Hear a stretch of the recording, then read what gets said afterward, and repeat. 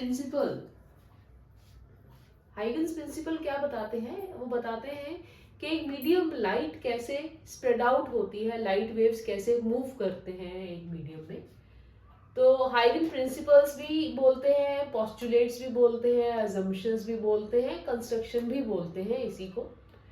Basically ये क्या है? इट्स अ ज्योमेट्रिकल कंस्ट्रक्शन जो हेल्प करती है फाइंड करने में position of wave front from its given position at any time T. ठीक है, सपोज हमारे पास ए बी एक प्राइमरी स्फेरिकल वेव फ्रंट है कुछ टाइम टी पर, और ये एमिट आउट हो रहा है एक पॉइंट सोर्स ऑफ लाइट से, क्योंकि पॉइंट सोर्स ऑफ लाइट है तभी हमारे को एक स्फेरिकल वेव फ्रंट मिल रहा है। और हमने कुछ time t plus delta T पर देखना है कि इस वेव फ्रंट की लोकेशन क्या होगी या नया वेव फ्रंट कैसा होगा। तो उसके लिए सबसे पहला जो पोस्टुलेट है हाइगन्स का, वो क्या बताता है? वो कहता है कि each point on the primary wave front A B, हर point A B C D E F, ये सभी पॉइंट्स जो हैं प्राइमरी वेव फ्रंट पर वो एक्ट करते हैं as a source of disturbance. ठीक है, as a source of light.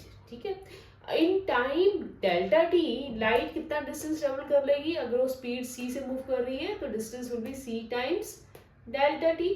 तो करना क्या है हमें? इन सभी पॉइंट्स ऑफ डिस्टर्बेंसेस को सेंटर लेकर c डेल्टा टी रेडियस का स्फीयर बनाते चले जाएंगे। ठीक है, ऑलराइट।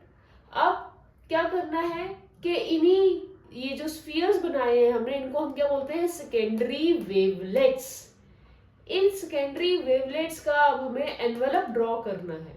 एनवेलप कैसे ड्रॉ करोगे? सिंपल, कैसे बनेगा? जैसे ये है एक सेकेंडरी वेवलेट और इसके ऊपर हम एक टेंजेंट ड्रॉप करेंगे।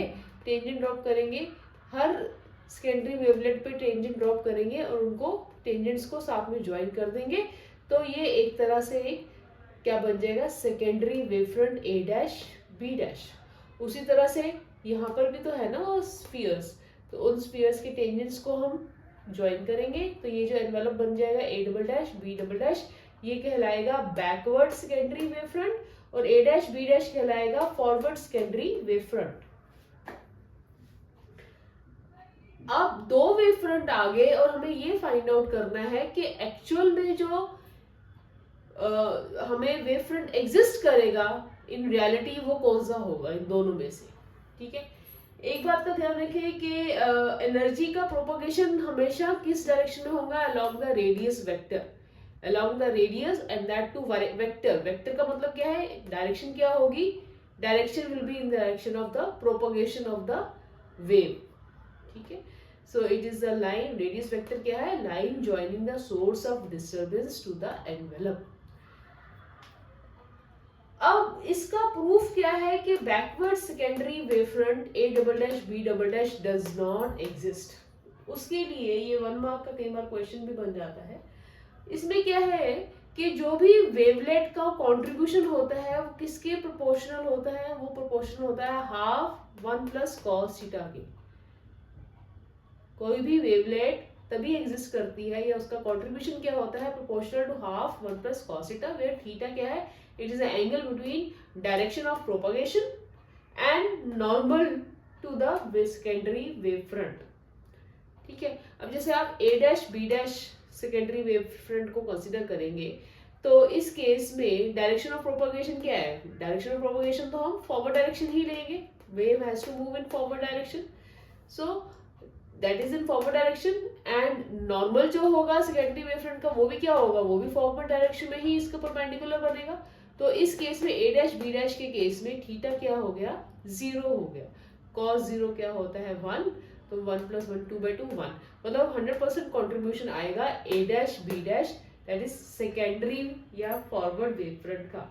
पर अगर हम backward wave front A double dash B double dash consider करें तो उस केस में डायरेक्शन ऑफ प्रोपगेशन तो हमारा वही है, फॉरवर्ड डायरेक्शन, पर normal to this A double dash B double dash क्या हो जाएगा? वो इस डायरेक्शन में हो जाएगा।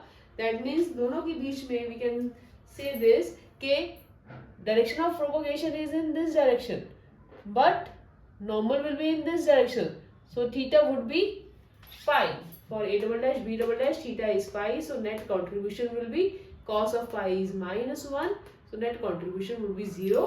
Or in other words we want to say that backward secondary wavefront does not exist.